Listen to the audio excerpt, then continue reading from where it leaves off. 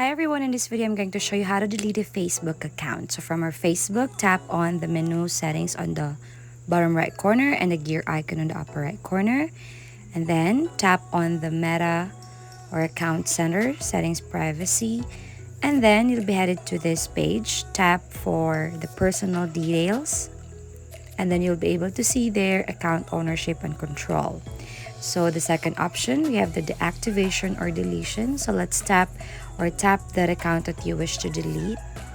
Now you have these two options in here, whether to deactivate or delete. So tap on deleting your account. So if you wish to delete your account permanently, you won't be able to access or retrieve the contents or information you have shared on Facebook. So if you wish to continue, tap continue. And before you delete, this might help you, the following information. So just give Facebook a reason why you wish to delete it and then tap continue. And then you will be headed to another page wherein Facebook is going to ask you once again, before deleting, you can keep your messenger deactivated instead by tapping deactivate account.